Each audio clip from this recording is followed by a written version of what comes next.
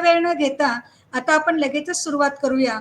सर्वप्रथम मी Japanese trainer जे आहेत माया नरसापूर मॅडम यांना विनंती करते की त्यांनी आजच्या सेशनला सुरुवात करावी. खरं तर माया नरसापूर मॅडम म्हणजे मागच्या वर्षापासून आपली जापनीज लँग्वेज जी आहे त्याचं बेसिक लेवल जी आहे N5 लेवल ती आत्ताच जस्ट आपली कंप्लीट झालेली आहे आणि दुसऱ्या बॅचचे प्रवेशही आपले सुरू झालेले आहेत. आणि त्या अनुषंगाने मॅडमने वर्षभरामध्ये विद्यार्थ्यांना जे काही इनपुट्स दिलेले आहेत त्याला शब्द नाही आहेत, म्हणजे त्या डिव्होशनलाही शब्द नाही आहेत किंवा त्यांना जसा जसा वेळ मिळेल किंवा त्याच्या पलीकडेही जाऊन म्हणजे आपल्या तासिकांच्या पलीकडेही जाऊन त्यांनी तो वेळ देऊन विद्यार्थ्यांना अतिशय चांगल्या पद्धतीने मार्गदर्शन केलेलं आहे. आणि आताही आपण जी बॅच लॉन्च केलेली आहे त्यातही अधिकाधिक विद्यार्थ्यांनी सहभाग घ्यावा हाच एक खरं तर उद्देश आहे. म्हणून मी मॅडमला विनंती करते की मॅडम आज आपलं सेशन सुरू करावं. तर आपला हा विषय जो आहे की वेगवेगळ्या परदेशी भाषांचं आपल्या आयुष्यात जे महत्व आहे ते सांगण्यापूर्वी जसं पाटील सर म्हणाले की भाषा येणं हेच एक खूप महत्वाची बाब आहे. जसं आपण आपल्या आजूबाजूला वेगवेगळ्या भाषा पाहतो, आपल्या राज्यात मराठी बोलली जाते, तसंच आपण हिंदी ही भाषा जी आहे ती आपली राष्ट्रभाषा असल्यामुळे बहुतेक जणांना ही भाषा येते आणि इंग्रजी ही भाषा आपली शिक्षणाची भाषा असल्यामुळे बऱ्याच जणांना या 3 भाषा तर खूप सहज येतात. तर मला असा प्रश्न विचारायला आवडेल की तुमच्यातल्या जे कोणी पार्टिसिपंट्स आहेत त्यांना भाषेबद्दल स्वतः काही विचार सांगायचे आहेत का? तुम्हाला काय वाटतं भाषा का शिकावी असं तुमचं मत आहे? आम्ही तुम्हाला परकीय भाषांच्या बद्दल किंवा त्या विशिष्ट भाषेबद्दल ती का शिकावी याचं महत्त्व तर सांगणारच आहोत. पण तुमच्याही मनात काही असू शकतं की का आपण ती भाषा शिकावी? तर याचं काही कारण कोणी पार्टिसिपंट सांगू शकतील का? संवाद साधण्याचं एक माध्यम आपण म्हणू शकतो. त्याचबरोबर इन्कम सोर्स आपण जनरल म्हणजे मास कम्युनिकेशन वगैरे करून त्यात एक पैसा कमवण्याचं माध्यम पण आपण म्हणू शकतो. अगदी बरोबर. सचिन पाटील बोला. व्यक्त होणं आणि संवाद साधणं ही मानवी प्रवृत्ती आहे. त्यामुळेच एकमेकांशी आपण बोललं पाहिजे, व्यक्त झालं पाहिजे, हे एक प्राथमिक कारण असू शकतं. अगदी छान उत्तर आहे. ती भाषा शिकली तर त्यातले जे कार्यक्रम आहे, आता उदाहरणार्थ मी जपानी अॅनिमे किंवा जपानी मांगा वाचतो, तर ते त्या भाषेमधल्या कॉन्टेक्स्ट आपल्याला समजतात जर ती भाषा आली तर. नाही तर आपल्याला ट्रान्सलेशनवर अवलंबून राहावं लागतं किंवा सबटायटल्सवर अवलंबून राहावं लागतं. म्हणून भाषा शिकली पाहिजे.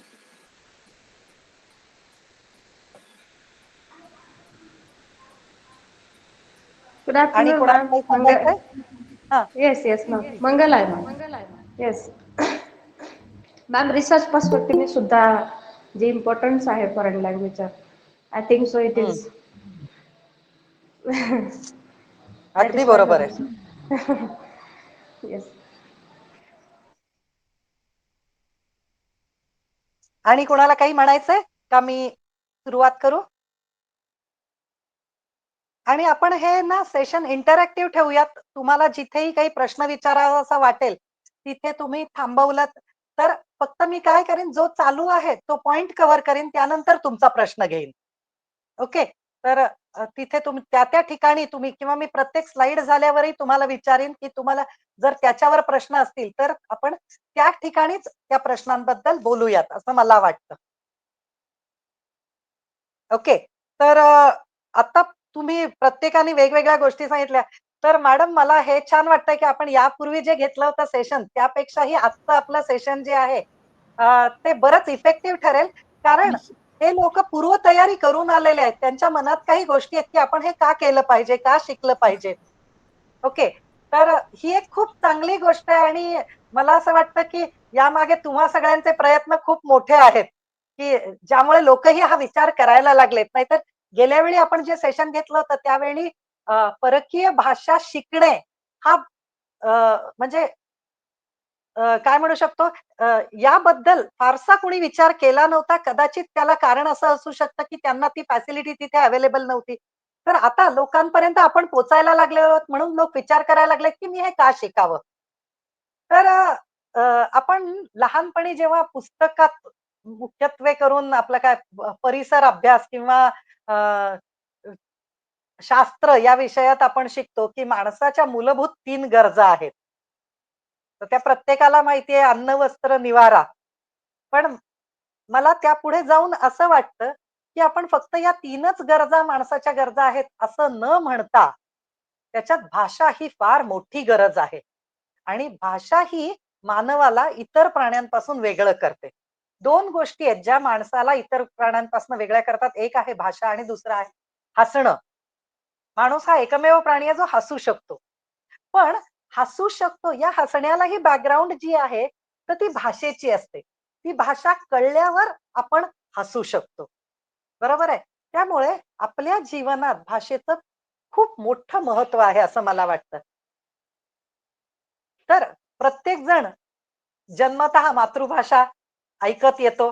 त्यामुळे घरातल्या भाषेशी काय आपण त्या अक्वेंटन्समुळे म्हणजे ती भाषा त्या भाषेच्या आपण सानिध्यात राहिल्यामुळे आपल्याला ती भाषा यायला लागते.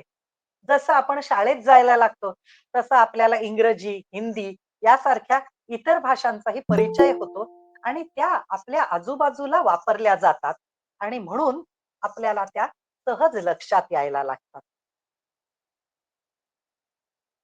अ, यात कदाचित काही विद्यार्थ्यांना असा पण चान्स मिळतो, की त्यांच्या पालकांची बदली दुसऱ्या राज्यात होते आणि मग तिथे गेल्यावर तिथली भाषा ही शिकायला मिळते.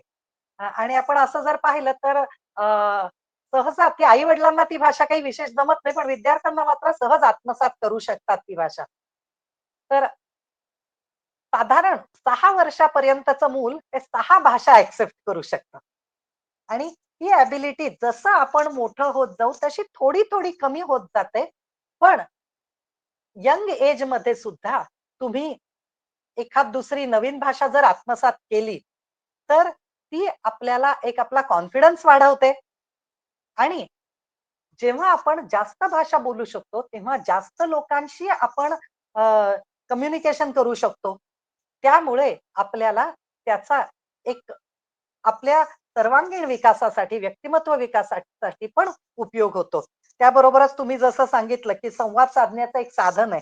तर आपण एक भाषा येत असेल, तर काही ठराविक लोकांशी संवाद साधू शकू. पण ह्या भाषांची संख्या आपल्याला येत असणाऱ्या जास्त वाढली, तर आपण त्याबरोबरीनेच आपण ज्या लोकांशी संवाद साधू शकतो, ती संख्या वाढत जाते.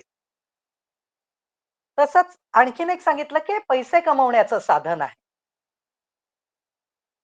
हं.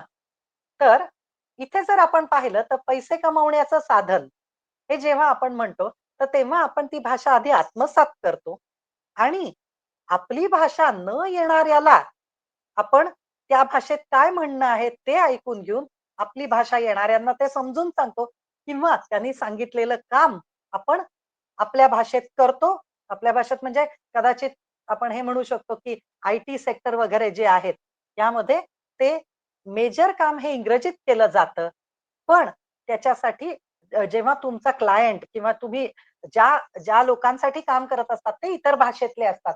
तर त्यावेळी ही इतर भाषा येणं आपल्याला खूप गरजेची असते. आपण काय केलंय काम ते समजून सांगता आलं पाहिजे आपल्याला. त्याचबरोबर आपल्याला जेव्हा आपण अशा एखाद्या नवीन भाषा शिकतो, त्यावेळी तिथला कल्चर त्या देशाचं म्हणा, त्या राज्याचं म्हणा, आपण अभ्यास करू शकतो.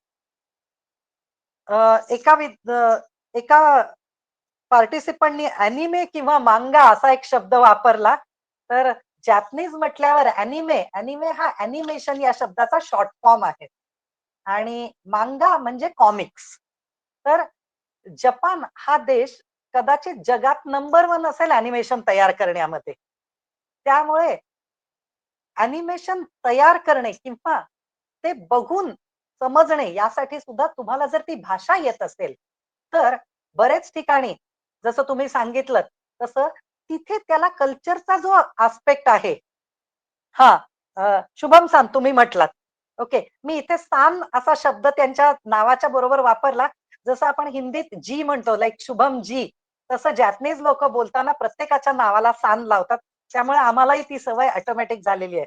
तर मला वाटतं शुभम सानना हा शब्द नवीन नसेल, ते जेव्हा अॅनिमेशन बघतात त्या अर्थी. तर अॅनिमेशन हेही एक आजकाल वाढलेलं क्षेत्र आहे, की ज्याचा आनंद घेण्यासाठी सुद्धा लोक जॅपनीज भाषा शिकतात आणि ती शिकल्यामुळे तुम्हाला त्याचा वापर आपल्या कार्यक्षेत्रात पण करता येऊ शकतो. तर पुढच्या स्लाइडला जाण्यापूर्वी मला आणखीन एक खूप महत्त्वाची गोष्ट सांगायला आवडेल, जी जपानी भाषेशी निगडीत आहे. फक्त जपानी भाषेशीच असं म्हणता येणार नाही, पण इतर फॉरेन लँग्वेजेसशी निगडीत आहे आणि आपल्या खूप जवळची आहे. ती म्हणजे अजिंठा आणि वेरूळची लेणी. तर यासाठी गाईड म्हणून काम करणे किंवा इथे येणाऱ्या परदेशी पर्यटकांसाठी एस्कॉर्ट म्हणून काम करणे, ही पण एक खूप मोठी गरज आहे. तर त्यासाठी आपल्याला ती भाषा येत असेल, तर आपण ती कामं खूप सहज करू शकतो आणि जर आपण ही कामं करायला लागलो, तर आपल्याकडे येणारा पर्यटकांचा जो प्रवाह आहे, ज्याला आपण टुरिस्ट फ्लो म्हणतो, हा सुद्धा वाढेल आणि यांनी आपण आपल्या देशाला एक खूप मोठी मदत करू शकतो. देशाला आपण म्हणजे काय म्हणू शकतो, देशाचं संरक्षण करणे हे निश्चितच आपले सैनिक करतात. पण आपल्या असलेल्या देशाला वाढवणे, त्याची इकॉनॉमी स्ट्रॉंग करणे, हे काम आपण आपल्या घरी राहून सुद्धा करू शकतो. तर त्यासाठी सुद्धा या भाषा खूप महत्त्वाच्या ठरतात. आणि ज्याच्यात मी जॅपनीजसाठी आधी म्हटलं, याचं कारण असं की अजिंठा आणि वेरूळ ही बौद्ध धर्मीय मॉन्युमेंट्स असल्या कारणाने इथे येणाऱ्या परदेशी पर्यटकात जपानी पर्यटक सर्वात मोठ्या प्रमाणात आहेत आणि बरेचदा असं होतं की या पर्यटकांना इथे येऊनही गाईड किंवा त्यांना सपोर्ट करणारे एस्कॉर्ट्स मिळू शकत नाहीत. कारण आपल्या इथे ही भाषा जाणणारे लोक फार कमी प्रमाणात आहेत म्हणून. मग हे कोंबडी आधी की अंड आधी याच्यासारखं आहे, की त्यांना गरज आहे, पण त्यांना मिळत नाही. ओके. आणि आपल्याकडे आपण ते शिकलेलो नाही आहोत. ओके. तर आपण जर शिकलो, तर त्या लोकांना गाईड्स मिळतील. त्या लोकांना आपण आपली माहिती सांगू शकू. जेणेकरून त्या लोकांमध्ये आपल्या देशाबद्दलचा, आपल्या भागाबद्दलचा अवेअरनेस वाढेल आणि हे लोक त्यांच्या देशात जेव्हा परत जातील, तेव्हा ते लोकं तिथल्या लोकांना आपल्या मॉन्युमेंट्स बद्दलची माहिती किंवा इथे जे काही पाहिलं त्याच्याबद्दलची माहिती तसंच ते कॉन्फिडेंटली सांगतील, की इथे मात्र जपानी भाषेत बोलणारे लोकं आहेत बरं. तर हा कॉन्फिडन्स जर आपण त्यांना दिला, तर येणाऱ्या पर्यटकांची संख्या ऑटोमॅटिकली वाढेल. तर आत्तापर्यंत मी जे बोलले त्याच्याबद्दल कोणाला जर काही प्रश्न असेल, तर आपण त्या प्रश्नाला जाऊ, नाहीतर पुढे सरकूयात. ओके, मी पुढे जाते. तर आता आपण पाहिलं, की आपल्याला एखादी परकीय भाषा येत असेल, तर आपण त्याच्याने काय-काय करू शकतो? आता आपण आणखीन एक भाग हा बघू शकतो, की आपण शालेय शिक्षण किंवा महाविद्यालयीन शिक्षण याच्यातही काहीतरी शिकत असतो. बरोबर आहे? तर त्यात शिकलेलं प्लस एखादी परकीय भाषा असं जर आपण कॉम्बिनेशन केलं, तर हे सुद्धा एक खूप चांगली आपल्याला जॉब अपॉर्च्युनिटी देऊ शकतं.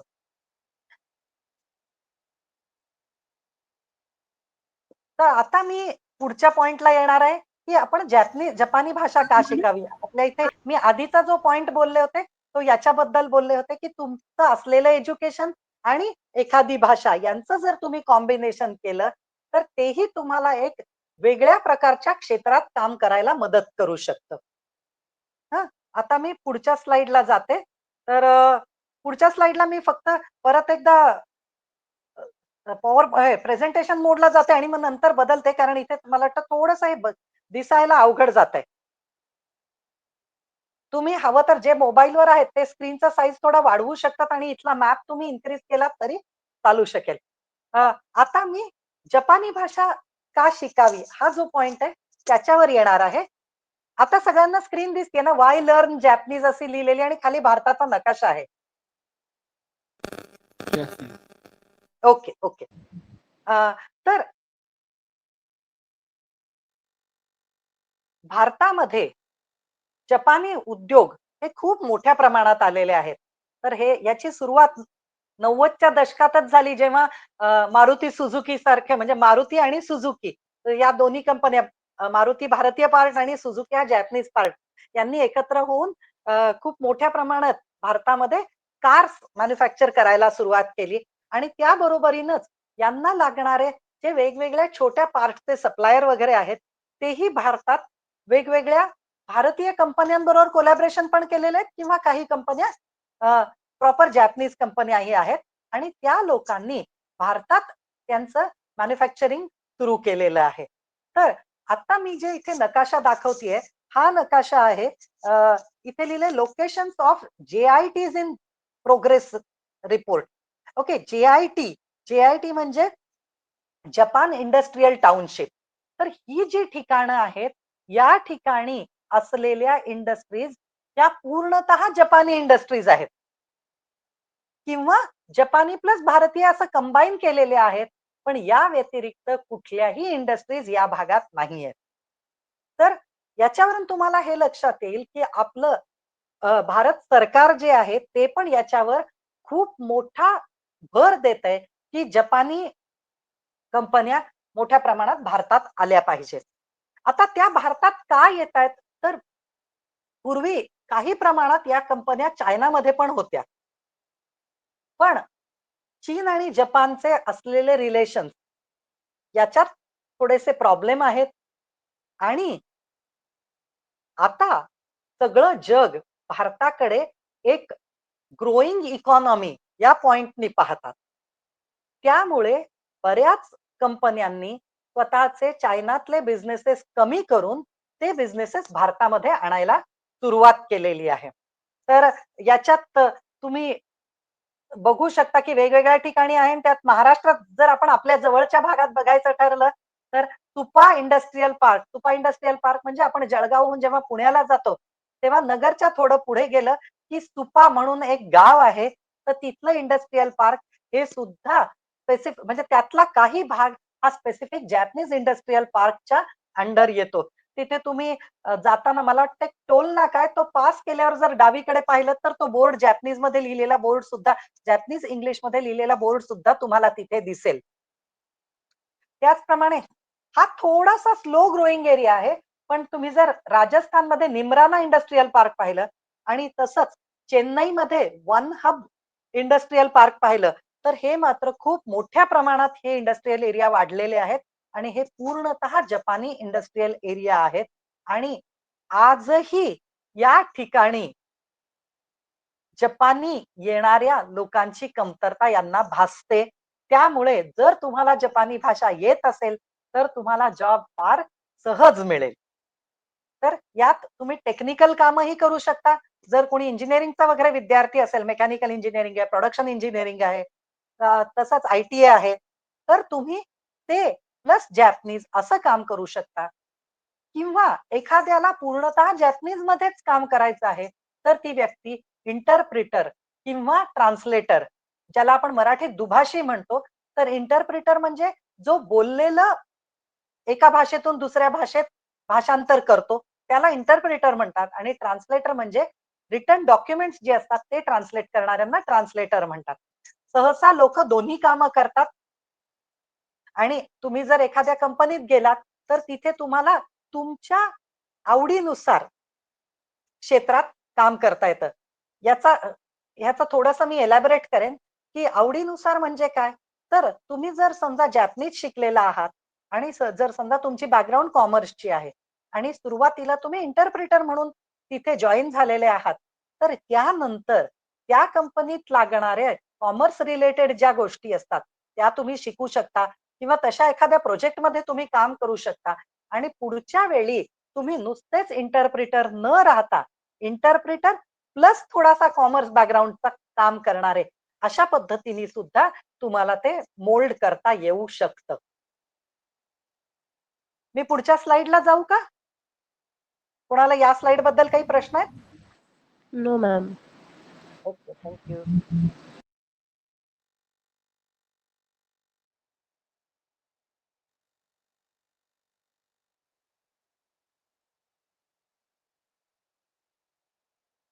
मी ही स्लाइड जी दाखवतेय तर त्याच्यात आपल्याला उजवीकडे पंतप्रधान नरेंद्र मोदी दिसतायत आणि डावीकडे जपानचे पंतप्रधान जे आहेत किशिदा ते दिसत आहेत.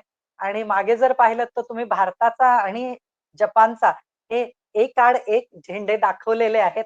तर ते एक आड एक दाखवण्यामागे उद्देश असा असावा की आपण एकमेकांच्यात इतके मिसळून गेलेलो आहोत की आपलं अस्तित्व वेगळं असं राहिलेलं नाहीये. तर जपानचे जे यापूर्वीचेही पंतप्रधान होते आबे आणि आत्ताचे पंतप्रधान या दोघांशीही पंतप्रधान नरेंद्र मोदींचा चे खूप चांगले संबंध आहेत. या दोन्ही देशांमध्ये वेगवेगळ्या डेव्हलपमेंट्स करण्यासाठी बरेच करार झालेले आहेत. त्याचप्रमाणे वर्षातून एक भेट आपल्या पंतप्रधानांची तिथे तर त्याच्या पुढच्या वर्षी तिथल्या पंतप्रधानांची इथे हे सुद्धा फायनल झालेलं आहे. तर या भेटींमुळे आणि त्याचप्रमाणे अनेक आपल्या इथले ग्रुप सुद्धा जपानला जात असतात. जॅपनीज ग्रुप तिथे येतात आणि त्यांचे वेगवेगळे डिस्कशन्स होतात. ज्यामुळे नवनवीन कंपन्या आणि नवनवीन कामाची स्वरूप भारतात सुद्धा उपलब्ध व्हायला लागलेली आहेत. तर आपण असं बघू शकतो की 6व्या शतकात बुद्धिझमचा प्रसार भारतातून चीनद्वारे जपानला झाला आणि तेव्हापासून जी आपली मैत्री सुरू झालेली आहे ती आता आणखी दृढ होतीये आणि आता ती स्टेज आहे की जेव्हा ती सर्वात जास्त फुललेली आहे.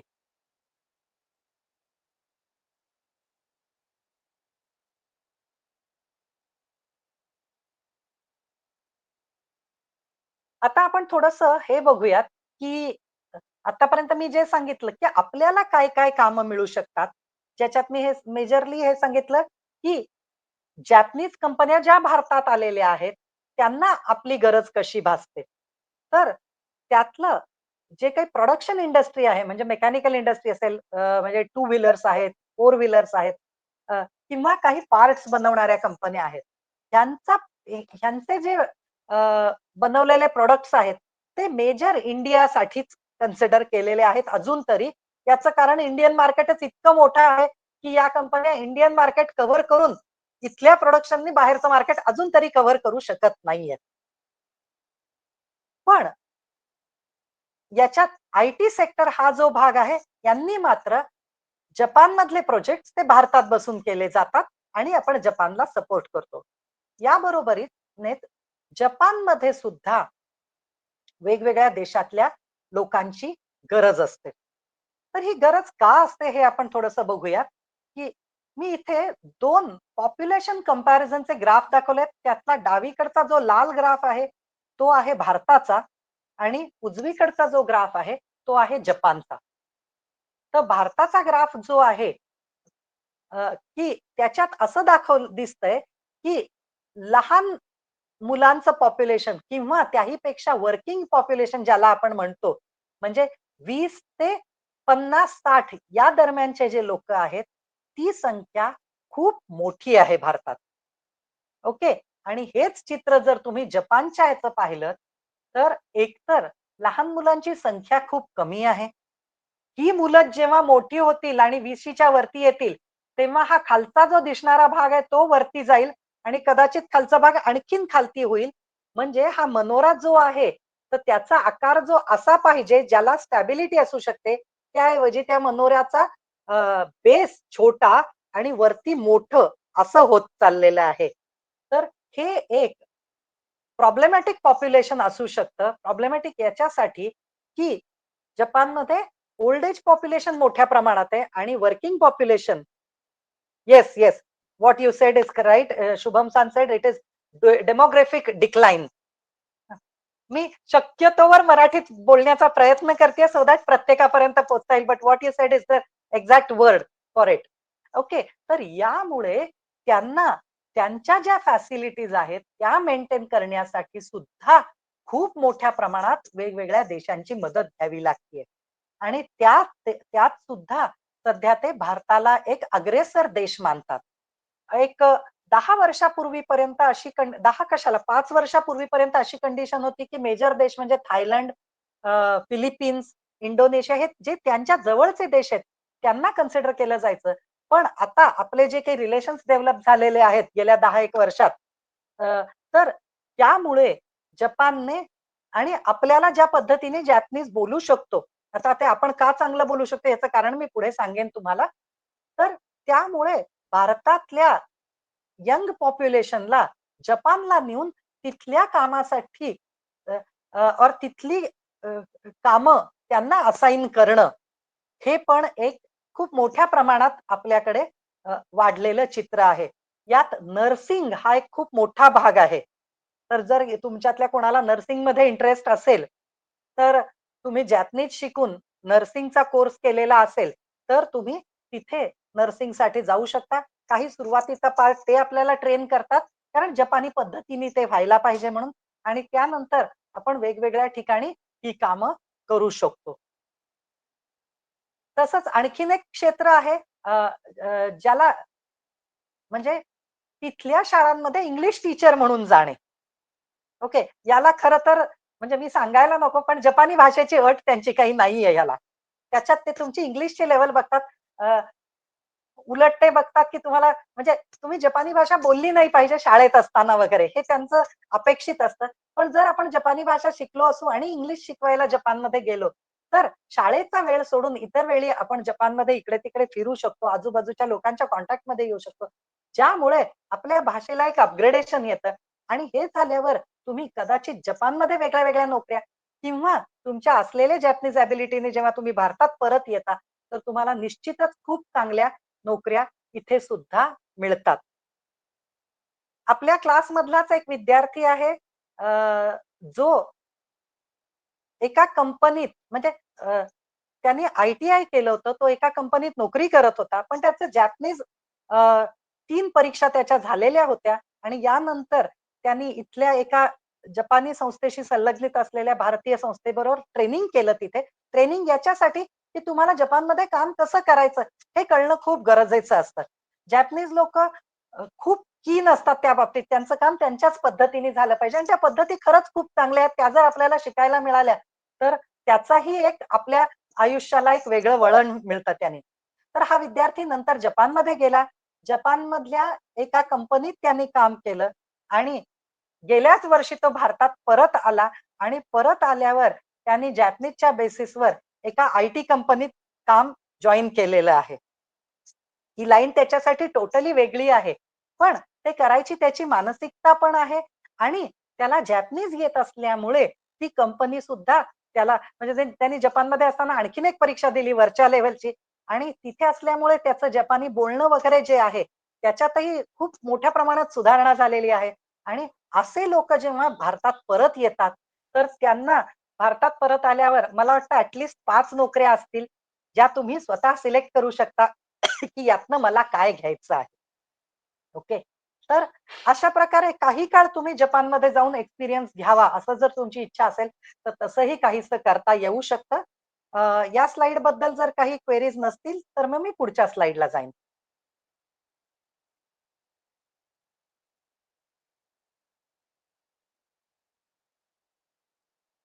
आता पुढचं आहे Indian IT professionals have a reason to cheer Japan to hire 2 lakh more. 2 lakh आणखी आय-टी सेक्टरमध्ये लोकं घेतले जाणार आहेत, जे जपानमधल्या जॉबसाठी त्याचप्रमाणे भारतातल्याही जॉबसाठी घेतले जाणार आहेत. तर यासाठीची जी न्यूज आहे ती मी पुढे दिलेली आहे, की आता ही न्यूज जी आहे, त्या न्यूजमध्ये त्यांनी ही इकॉनॉमिक टाइम्समध्ये आलेली न्यूज आहे. तर त्याच्यात लिहिलंय currently there are around 9,20,000 IT professionals in the country with an immediate demand for more than 2 lakh IT professionals from India, which is likely to swell further to 8 lakh professionals by 2030. म्हणजे तुम्हाला असं वाटेल, की ती need आत्ता आहे. तर मी शिकेपर्यंत जी 2-1 वर्षाचा काळ जाईल.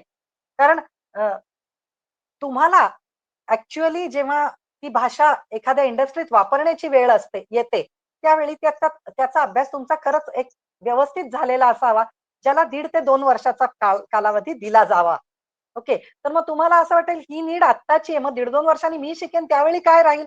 तर ही नीड 2030 पर्यंत आहे. एवढ्यात तर तुम्ही अगदी निश्चित शिकून खूप चांगल्या प्रकारे त्या फील्डमध्ये कामही करू शकता. तर आपण जर पाहिलं तर भारतात ज्या काही कंपन्या आहेत, तिथे अ, खूप साऱ्या कंपन्या आहेत, की ज्यांना जॅपनीज येणाऱ्यांची गरज असते. जॅपनीज बायलिंग्वल यांना म्हणतात ना, जॅपनीज बायलिंग्वल म्हणतात. बायलिंग्वल याच्यासाठी की इंग्लिश प्लस जॅपनीज असं कन्सिडर केलं जातं. त्यामुळे 2 भाषा येणारं. तर बायलिंग्वल. तर टाटा कन्सल्टन्सी सर्व्हिसेस त्याप्रमाणे फुजित्सू ही प्रॉपर जॅपनीजच कंपनी आहे. Accenture, Amazon, Infosys, Nissan Digital या कंपन्या मी अगदी म्हणजे इथे पुट करणं फिजिबल नाही. एवढ्या प्रचंड प्रमाणात कंपनीज आहेत, की ज्यांना जॅपनीज येणाऱ्यांची गरज आहे. हां. आणि त्याच्या खाली जे लिहिलंय ते फार महत्वाचं आहे. These companies hire N3+ certified graduates for various IT as well as BPO roles as translators and interpreter. मग आता N3+ सर्टिफाईड ग्रॅज्युएट्स म्हणजे काय? ते आपण बघूयात आता.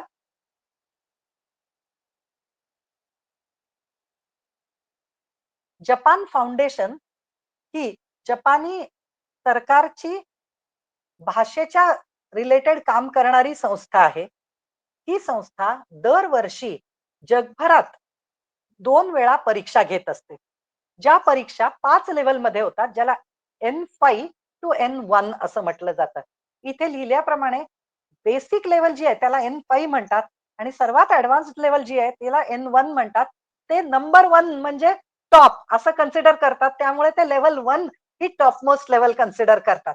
त्यामुळे कधी-कधी असं होतं, की माझे स्टुडंट्स जेव्हा म्हणतात, की आम्ही N5 केलेले आणि आमच्या मॅडम N1 करतायत, तर लोकांना प्रश्नचिन्ह पडतं, की असं कसं? मुलांनी N5 केलेलं आहे, मग ह्यांनी केलेलं नाहीये का? तर it goes reverse way. N5, N4, N3, N2, N1 अशा पद्धतीने हे जातं. त्यातलं N2 आणि N1 या ज्या लेव्हल्स आहेत त्या केल्या असतील तर तुम्हाला डायरेक्ट जॉब जपानमध्ये मिळू शकतात. ओके. भारतात तर आहेतच. तर थोडंसं आपण या परीक्षेच्या स्वरूपाबद्दल बघूयात.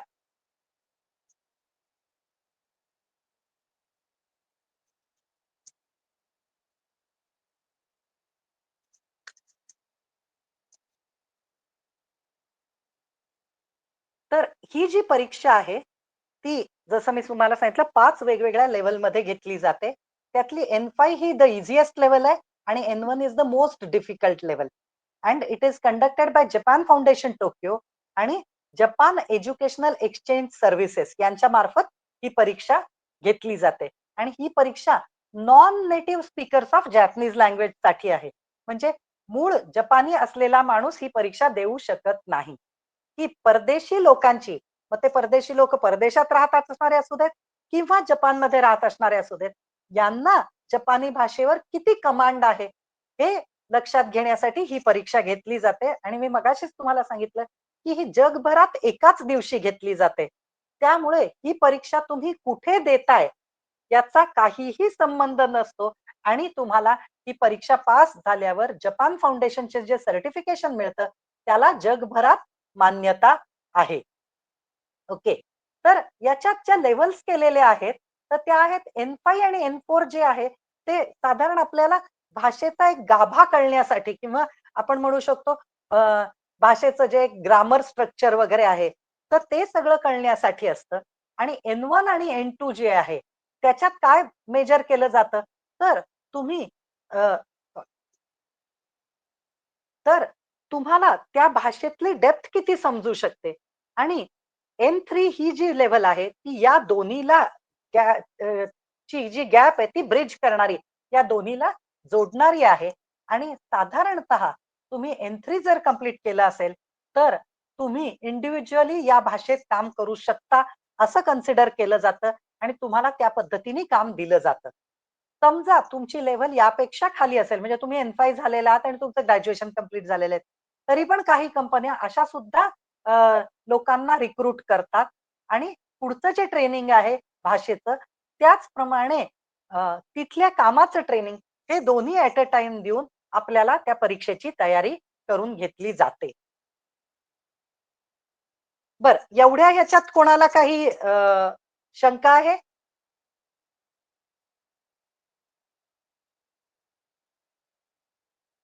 आता आपण या परीक्षेला म्हणजे जॅपनीज लँग्वेज प्रोफिशियन्सी टेस्ट याला आपण JLPT असं शॉर्ट मध्ये संबोधूयात. ओके, तर ही JLPT भारतामध्येही काही ठिकाणी घेतली जाते. महाराष्ट्रात ती पुणे आणि मुंबई या 2 सेंटरला घेतली जाते. तर फक्त परीक्षेपुरता आपण दुसऱ्या सेंटरला गेलो तर आपलं काम होतं. त्याच बरोबरीने आपल्या विद्यापीठाचा हा जो कोर्स आहे, या कोर्समध्येही आपण हाच अभ्यासक्रम घेतो आणि त्यामुळे आपल्याला याच अभ्यासक्रमावर आधारित आपल्या विद्यापीठाची परीक्षा देऊन ती पास होऊन तेही एक सर्टिफिकेट आपल्याला विद्यापीठ अवेलेबल करून देतं. तर हा एक खूप महत्वाचा भाग आहे आपल्यासाठी, की त्या परीक्षा वर्षातनं 2दाच असतात. त्यावेळी आपला अभ्यासक्रम पूर्ण झालेला असेल, नसेल तर आपला तो चान्स जाऊ शकतो. त्याऐवजी विद्यापीठाने आपल्याला आपल्या ठराविक वेळात तो कोर्स पूर्ण करून त्याचं एक सर्टिफिकेशन आपल्याला विद्यापीठाकडनंही मिळतं. तर हा एक खूप मोठा बेनिफिशियल पॉइंट आहे इथे असं मला वाटतं.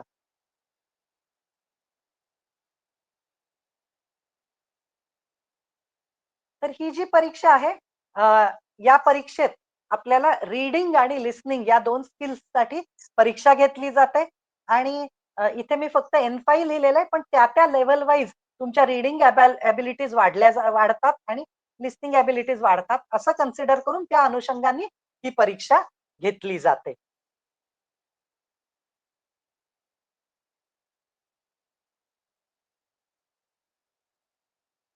Yes ma'am. तर आपण जस्ट जॅपनीज ग्रीटिंग्स जे आहेत ते बघूया. तर तुम्ही सगळेजण माझ्याबरोबर म्हणू शकता. आपण सकाळी उठल्यावर म्हणतो ओहायो गोजाइमास. काय म्हणतो? ओहायो गोजाइमास. ऑडिओ ऑन करा तुमचा. हा, ओहायो गोजाइमास मग त्याचा काय अर्थ असेल ओहायो गोजाइमासचा? Good morning. Good morning. Yes. मग आपण दुपारी जेव्हा कोणाला भेटतो तेव्हा आपण म्हणतो कोन्निचिवा. Say it. कोन्निचिवा. Good afternoon. कोन्निचिवा. Yes, it will be good afternoon. Okay.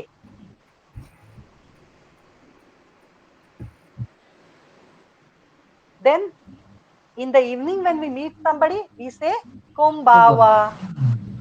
Say it. Kombawa. Kombawa. Kombawa means good evening. Right? Then the next expression is very well known to us. Sayonara. Bye bye.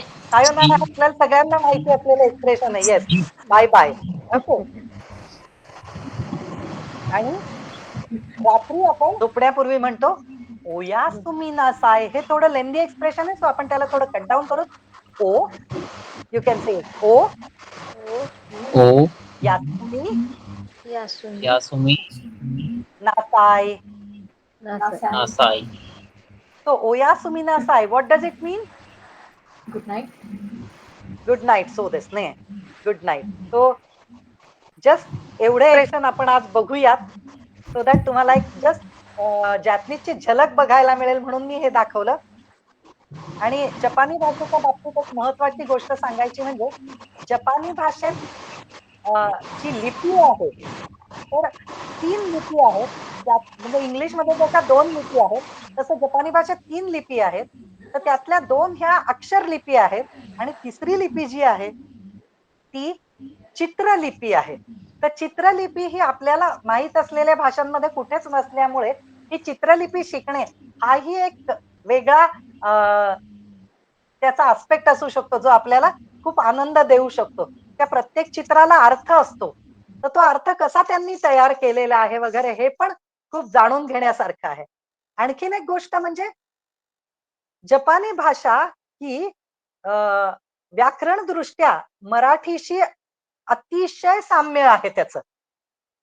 म्हणजे बरेचदा translate करत असताना जर वाक्य खूप complicate असेल तर मी या स्टेजला सुद्धा मी आता ऑलमोस्ट 25 वर्ष जपानी भाषेच्या क्षेत्रात काम करतेय.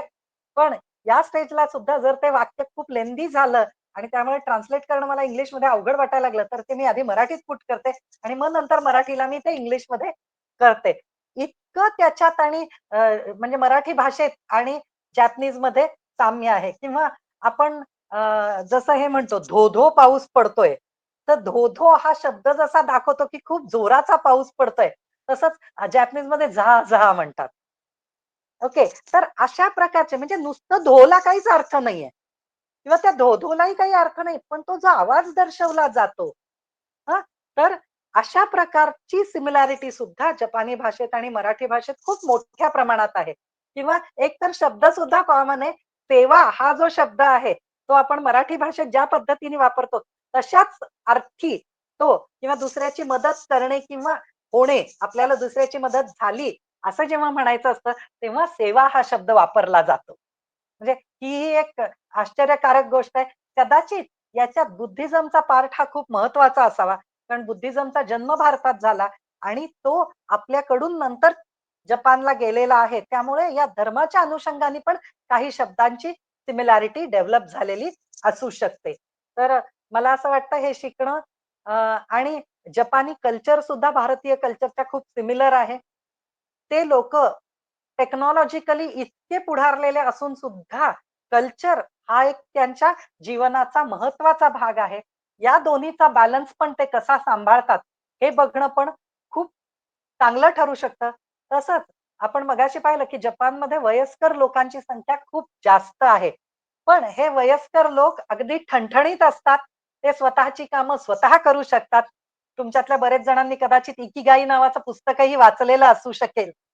नसेल वाचलं तर अगदी वाचा ते. अ, आणि शक्य असेल तर ते जॅपनीजमध्ये वाचा असं मला वाटतं. म्हणजे तुम्हाला त्यांना काय नक्की म्हणायचं आहे किंवा अ, अ, जरी त्याचा लेखक जॅपनीज नसेल, तरी हे जपानशी रिलेटेड असल्यामुळे त्यांना मुळात काय म्हणायचं आहे, ते कसे जगतात वगैरे या गोष्टी पण आपल्याला कळतील आणि त्यामुळे आपण काम तर करणारच आहोत, पैसे तर मिळवणारच आहोत. पण त्यानंतरचंही म्हणजे 60च्या नंतर रिटायरमेंटच्या नंतरचं आयुष्यही तेवढ्याच हेल्दी जर घालवू शकलो, तर तोही एक खूप मोठा प्लस पॉइंट राहील असं मला वाटतं. मला 3 वाजेपर्यंत वेळ दिलेला होता, तर 2:59 झालेले आहेत. तर पुढचा एखादा मिनिट किंवा तुम्ही जर अलाऊ कराल तर एखाद दुसरा मिनिट आपण प्रश्नोत्तरं घेऊ शकतो. धन्यवाद. विद्यार्थी मित्रांनो, मॅडमने आपल्याला जपानी भाषा आणि त्याच्यामध्ये असलेल्या जॉब अपॉर्च्युनिटी याबद्दल अतिशय अर्थपूर्ण पद्धतीने माहिती तुमच्यापर्यंत पोहोचवण्याचा प्रयत्न केलेला आहे. आणि आपल्यालाही माहिती आहे की सध्या भारत सरकारनेही जपानशी जो करार केलेला आहे, त्यात महाराष्ट्रात सुद्धा हजारोने जॉब आता उपलब्ध होत आहेत.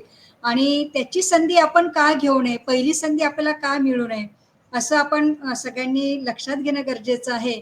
आणि याबद्दल आपल्याला काही शंका असतील, काही प्रश्न असतील तर आपण आता विचारायला सुरुवात करूया. मॅडम सिलेबस हा जो आहे तुम्ही सांगितलं की 2 टर्ममध्ये आहे N1 N5 आणि N1. तर हां. सिलेबस 5 वेगळे आहेत. N5 ते N1. हां. N5 to N1. मग सिलेबसमध्ये हां. हे सगळे येणार आहेत का? आता जे आपण पहिला कोर्स घेऊ, हां. तो N5 चा राहील. ओके. म्हणजे N5 आणि त्याचा कालावधी काय असू शकतो? कालावधी साधारण त्याच्यात 120 तासांचं टीचिंग आपण कन्सिडर करतो. ओके. 120 तास. Okay. Thank you madam. Thank you.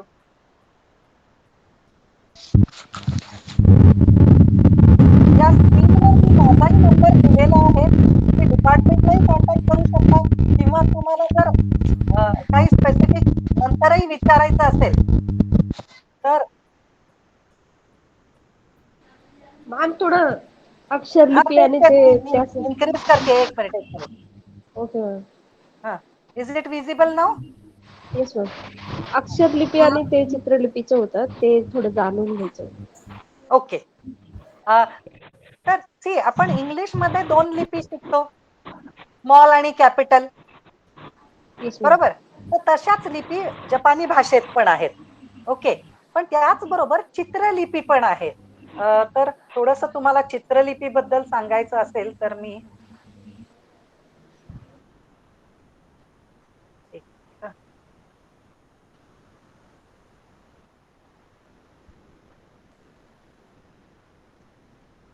Okay.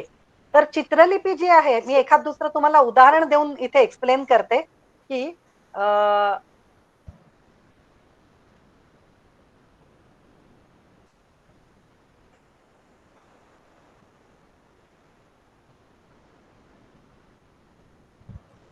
हे जर तुम्ही चित्र पाहिलं इथे तुम्हाला दिसतंय ते. ओके. तर हा जो शब्द आहे, हे जे चित्र दाखवलेलं आहे, तर ते एक पूर्ण शब्द आहे. हा शब्द नदी दाखवतो. तर नदी दाखवतोय म्हणजे याच्यात तुम्ही जर पाहिलं तर हा नदीचा फ्लो दाखवतोय हे चित्र दिसतंय का तुम्हाला लक्षात येतंय? 3 रेघा अशा वरनं खाली येतायत. तर ह्या नदीचा फ्लो दाखवतायत. किंवा आपण जर डोंगर पाहिला, तर डोंगर कसा असतात? काही उंच असतात, काही बुटके असतात. ओके. तुम्ही मला जर तुमचा नंबर शेअर केला किंवा मी ग्रुपवर पण हा जो ग्रुप तयार केलाय ना, याच्यावर नंतर कारण आता मी त्या प्रिपरेशनमध्ये नव्हते, की मला ते दाखवावं लागेल. तर ॲक्चुअल चित्रापासून ही चित्र कशी तयार झालेली आहेत, ते पण दाखवता येऊ शकतात. तर तुम्ही जर पाहिलं डोंगर जर पाहिला, तर काही कमी उंचीचे असतात, काही जास्त उंचीचे असतात. ओके. तर ते फक्त इथे रेघेने दाखवलेत आणि ते एकमेकांना जॉइन केलेले दाखवलेत. तर हे जे चित्र आहे, ते डोंगर दाखवतं. किंवा तुम्ही जर शेत पाहिलंत, तर शेत हे उभ्या आणि आडव्या रेघांमध्ये व्यवस्थित डिव्हाईड केलेलं असतं. ओके. त्याचं एक सिम्बॉलिक रिप्रेझेंटेशन म्हणून शेत हे अशा पद्धतीने दाखवलं जातं. ओके. ओके. किंवा झाड जे आहे, तर झाड हे असं दाखवलं जातं. तर हा त्याचा वरचा भाग आहे, फांद्या वगैरे दाखवणार आणि हा खालचा त्याची मुळं दाखवतं. ओके. तर हे जर झाड आहे, तर तुम्हाला लक्षात येऊ शकेल, मी हे जे लिहिलंय हा शब्द काय असू शकेल? झाड. 2 झाडं दिसतायत. मग जास्त झाडं कुठे झाड. असतात? तर जंगलात असतात. त्यामुळे त्या शब्दाचा अर्थ जंगल असा आहे. जंगल. ओके. अशा पद्धतीने त्या अर्थपूर्ण असतात ती चित्र. म्हणजे त्या सिम्बॉलला काही अर्थ आहेत. मग ते कसे घेतले गेलेत? आणि मग त्याच्यावरनं त्या शब्दाचा अर्थ कसा होतो? किंवा अशी 2 चित्र जेव्हा एकत्र येतात, तेव्हा त्याचा काय अर्थ होतो? हा एक खूप इंटरेस्टिंग पार्ट आहे जॅपनीजचा शिकण्यासारखा. Thank you very much. Thank you. अशा चिन्हांच्या आधारे कविता पण आपण समजू शकतो का मॅडम?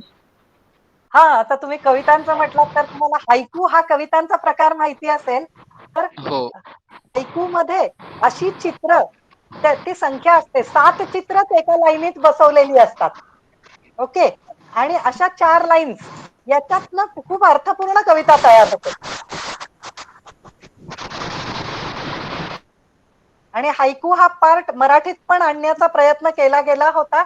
अ, आचार्य अत्र्यांच्या कन्या शिरीष पै यांनी हा प्रयत्न केला होता. पण ते बरंच अवघड आहे म्हणून मला वाटतं पुढे फारसा कुणी ते कंटिन्यू केलं नाही. कारण ती चित्र कशी असली पाहिजेत त्यांचं म्हटलं ना 7च बसले पाहिजेत. हा जो त्याचा महत्वाचा भाग आहे. आणि 4 ओळीत खूप मोठा अर्थ दिला गेला पाहिजे. हे कदाचित पुढे तेवढं हे आलं नाही. तर अदरवाईज हा प्रकार मराठीत पण आणण्याचा प्रयत्न केला गेला होता. मॅडम. हॅलो.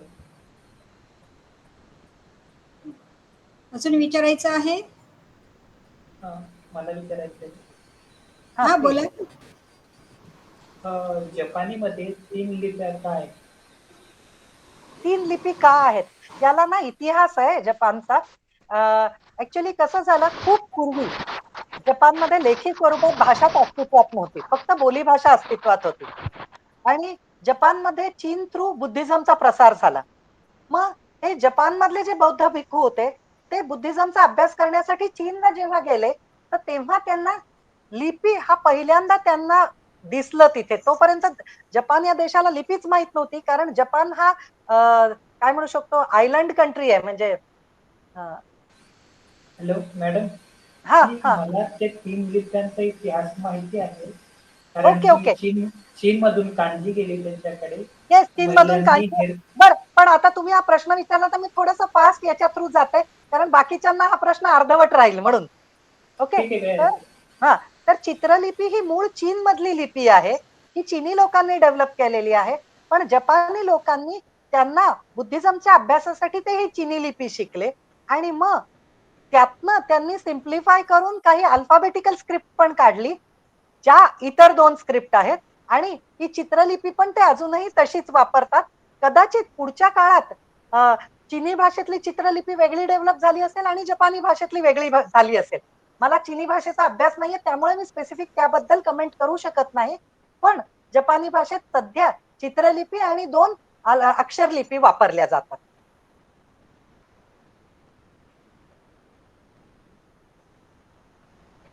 हां, तुम्हाला काही त्याच्याबद्दल आणखी प्रश्न विचारायचा होता का? तुम्ही मगाशी मला थांबवलं होतं. मला हेच विचारायचं की बुवा आता त्यांनी तिन्ही का वापरात ठेवलंय बुवा असं? आता उदाहरणार्थ हिरागाना आणि कथाकाना एकाच स्वरासाठी वेगवेगळ्या लिपी वापरल्या गेल्या. हां. त्यापैकी एक ठेवून आणि एक ड्रॉप का नाही केलं असं विचारायचं. हां, सांगते. कसं आहे माहितीये का? हिरागाना आणि काताकाना ह्या अक्षरलिपी आहेत. यातली काताकाना ही foreign words taken into Japanese लिहिण्यासाठी वापरली जाणारी अक्षरलिपी आहे. जसं आपण इंग्लिशमध्ये स्मॉल आणि कॅपिटल ह्या 2 लिपी आहेत, त्या लिहिण्याचे नियम आहेत, की प्रत्येक वाक्याचं पहिलं अक्षर कॅपिटल लिहिलं गेलं पाहिजे. कुणाचं नाव असेल तर पहिलं अक्षर त्याचं कॅपिटल लिहिलं गेलं पाहिजे किंवा तुम्हाला कधी काही हायलाइट करायचं तर तुम्ही सगळं कॅपिटलमध्ये लिहाल. हे जसे नियम आहेत, तसेच हिरागाना आणि काताकाना कुठे वापरायचं याचे नियम आहेत. तर हिरागाना हे मूळ जॅपनीज शब्द लिहिण्यासाठी वापरलं जातं आणि काताकाना हे परकीय भाषेतून जे शब्द घेतलेले आहेत जपानी भाषेत, ते लिहिण्यासाठी काताकाना वापरलं जातं. आणि जसं आपण पुढे शिकत जाऊ, तसे हिरागानातलेच शब्द आपण चित्रलिपीत लिहू शकतो आणि चित्रलिपीत लिहिल्यावर फायदा हा असतो, की त्या चित्रातूनच आपल्याला त्याचा अर्थ कळू शकतो. म्हणून ते तीनही लिपी वापरतात. पण ही चित्रलिपी सगळीच एकदम शिकणं शक्य नसतं. म्हणून ते हळू-हळू पुढे-पुढे इन्क्लूड करत जातात. इव्हन जपानच्या एज्युकेशनमध्येही तसंच आहे. लहान मुलांना अगदी थोड्या कांजी असतात. मग त्या तुम्ही जसं लेव्हलला पुढे जाल, तसं-तसं त्या नवीन कांजी ॲड केल्या जातात. मला असं वाटतं मी तुमच्या प्रश्नाचं उत्तर म्हणजे दिलेलं आहे तर ते क्लिअर झालंय का नाही प्लीज सांगाल? नाही, तुम्ही बऱ्यापैकी उत्तर दिलं मला. बेसिकली लँग्वेजमध्ये असा प्रॉब्लेम बऱ्याच ठिकाणी दिसतो. जसं तुम्ही इंग्लिशचं म्हटलं की बुवा एकच अक्षर 2 वेगवेगळ्या प्रकारे लिहायची काय गरज नाही. तसाच काहीसा प्रकार दिसतो. तर कसं आहे माहितीये का? तुम्ही कॉलेजमध्ये कुठला विषय शिकताय? मी एम-एला आहे मॅडम, इंग्लिश विषयामध्ये. अच्छा, एम-ए इंग्लिश करताय. ओके. तर इंग्लिशचे त्याचे नियम आहेत, बरोबर? मराठी भाषेचे आपले नियम आहेत. तसंच जपानी भाषेचे आपले नियम आहेत. भाषांचे नियम हे जे आहेत ना, हे सायन्स किंवा मॅथ्सच्या नियमांसारखे नसतात, की बरोबर आहे. कुठल्याही देशात गेलात तरी तेच राहील असं नाही म्हणता येत. किंवा आपण उलटं म्हणूयात, की प्रत्येक भाषेला त्याचं लॉजिक असतं. आपण एका भाषेचं लॉजिक दुसऱ्या भाषेला लावू शकत नाही. तर थोडंसं ना काय होतं, तुम्ही जेव्हा जास्ती भाषा शिकायला लागता, तेव्हा ही रिजिडिटी थोडी कमी होते असं मला वाटतं. हो, हो. म्हणजे जेव्हा आपण नवीन गोष्टी बघतो तेव्हा आपल्याला कळतं, अरे हा असंही असू शकतं. किंवा आता तुम्ही जर स्क्रीनवर पाहिलेत गुड मॉर्निंग, गुड आफ्टरनून, मग तुम्ही सगळीकडे गुड असा शब्द कुठे असा शोधण्याचा कदाचित प्रयत्न केला असेल. तर जॅपनीज ही इंग्लिशवरनं डेव्हलप झालेली भाषा नाहीये किंवा इंग्लिश पण जॅपनीजवरनं डेव्हलप झालेली भाषा नाहीये.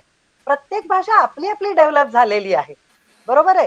तर जसं आपण म्हणतो, की एखाद्या मुलाला त्याच्या फॅमिलीचं कल्चर असतं, तसंच भाषेलाही त्याचं कल्चर असतं.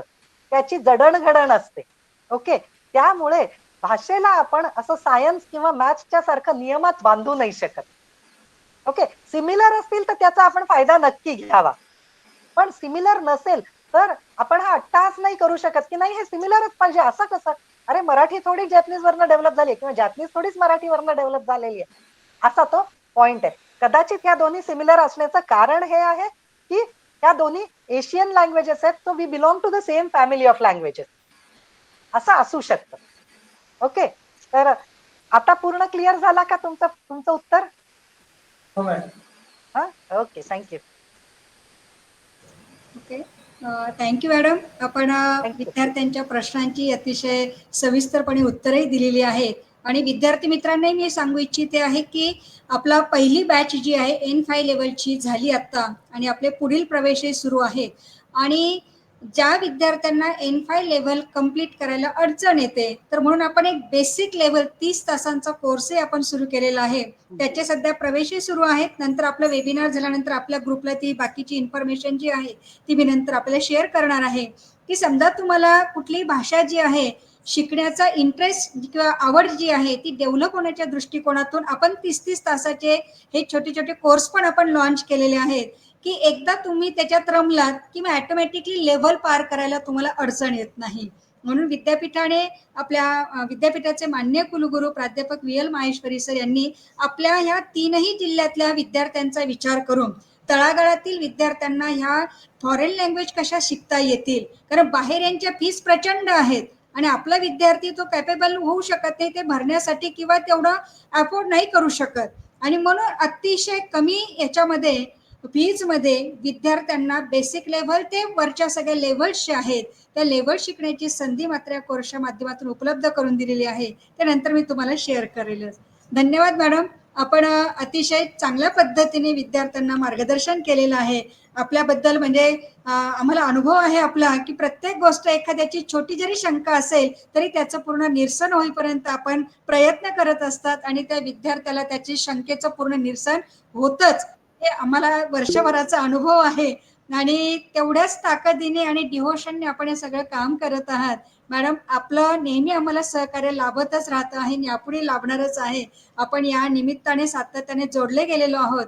आजच्या या कार्यक्रमाच्या निमित्त आपण विद्यार्थ्यांशी संवाद साधला त्याबद्दल मॅडम खूप खूप धन्यवाद. खूप खूप आभारी आहे मॅडम. आणि तुम्ही आम्हाला म्हणजे तुमचे प्रयत्न तर आहेतच, पण आमची इच्छा असताना आम्हाला प्रयत्न करण्याचा चान्स जो देता तुम्ही, कारण इतक्या विद्यार्थ्यांपर्यंत आम्ही इंडिव्हिज्युअल लेवलला पोहोचू शकत नाही मॅडम. तर तुम्ही ज्या पद्धतीने शिक्षक वेगळे वेगळीकडचे शोधून करता ही सगळी तुमची खूप मोठी तळमळ आहे त्याच्या मागे. आणि मला वाटतं निश्चितच विद्यार्थी पण याचा सगळ्याचा फायदा घेतील. आणि याला थोडासा वेळ लागेल आपल्याला त्याचे रिझल्टंट दिसायला, कारण भाषा आहे ती यायला वेळ लागतो. तर एक 2 ते 2 वर्षाच्या काळात मला वाटतं आपल्या 3ही भाषांमध्ये आपले विद्यार्थी चांगल्या ठिकाणी असतील. आणि मग तेव्हा मला नाही वाटत की आपल्याला असे वेबिनार घ्यावे लागतील. आणि हे विद्यार्थीच इतरांना सांगतील की अरे ऍडमिशन सुरू झाली आहे, तू घेऊन टाक ऍडमिशन. तोपर्यंत आपल्याला हे प्रयत्न निश्चित करावे लागतील. Okay, thank you madam. Thank you everyone. Thank you. Thank you ma'am.